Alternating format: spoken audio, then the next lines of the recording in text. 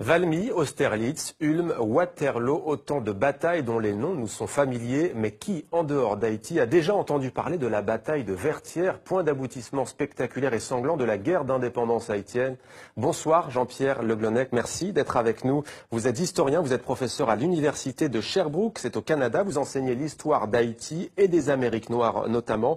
Vous êtes l'auteur de ce livre, L'armée indigène, la défaite de Napoléon en Haïti. Le livre est publié aux éditions Lux. Alors, vous penchez donc sur cet épisode méconnu de l'histoire de France et de l'histoire d'Haïti. Racontez-nous la bataille de Vertières. La tâche est impossible. L'histoire de la bataille a été racontée par le plus grand historien haïtien du XIXe siècle, Thomas Madiou, à la façon romantique, à la façon Michelet. Et Madiou a alors tout dit. Je ne suis pas sûr qu'il s'est appuyé sur des sources, mais il a tout dit. Finalement, le 18 novembre 1803, c'est vraiment l'acte final de la guerre d'indépendance. Et la bataille, la toute dernière bataille, dure environ 11 heures. Elle commence vers 6 heures du matin. Elle se termine à 5 heures par un orage providentiel.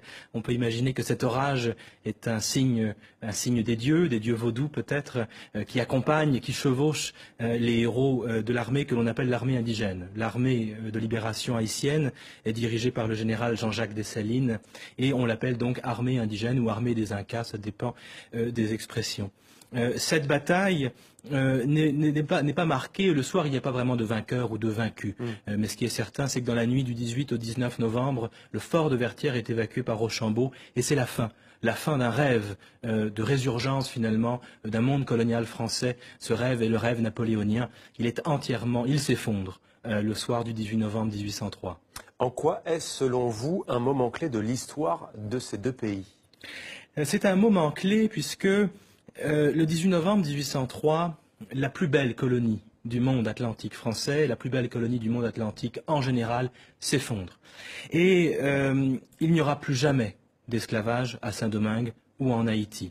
Donc c'est un moment très important pour l'histoire d'Haïti et pour l'histoire de France, mais aussi pour l'histoire du monde moderne, puisque ce qui se passe ce soir-là, c'est toute l'idée esclavagiste, et c'est le dogme de la race, qui est battu en brèche par des citoyens, et aussi des citoyennes, puisque les femmes sont présentes sur la scène le jour de la bataille.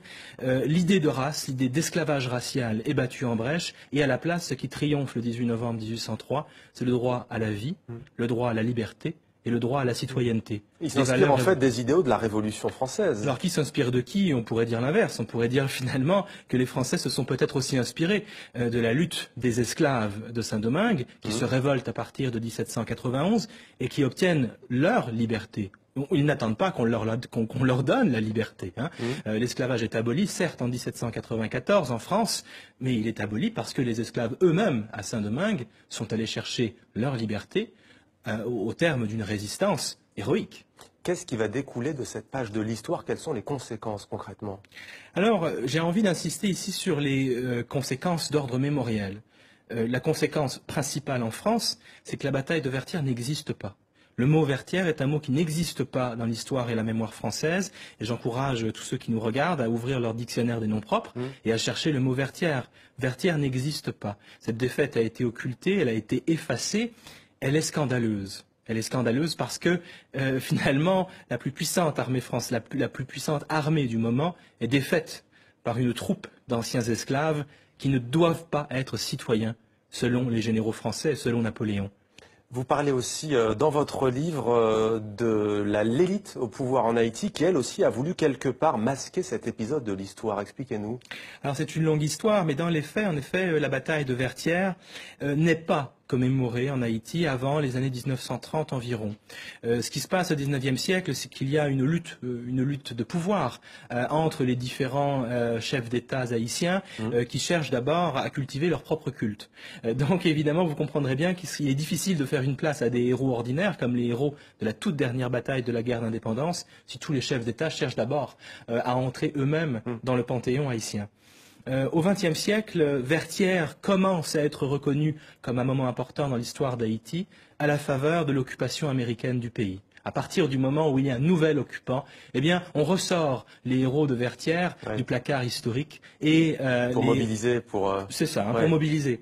Mais Vertières est un symbole de résistance populaire, encore aujourd'hui en Haïti. Ouais. Alors justement, beaucoup d'Haïtiens ont connaissance de cette histoire et ils pensent, et pas seulement d'ailleurs les Haïtiens, que ce pays continue de payer aujourd'hui le prix de son indépendance. Est-ce que c'est un sentiment que vous partagez, vous qui travaillez sur cette page de l'histoire? Certainement, certainement. Vertières est un moment scandaleux. Si le 18 novembre 1803 n'existe pas dans le calendrier français, alors que c'est un moment d'histoire de France, c'est qu'il se passe là quelque chose d'impensable. Et qu'est-ce qui est impensable? C'est le renversement de la relation esclavagiste. Première République noire? Première République noire, mais ça va bien au-delà.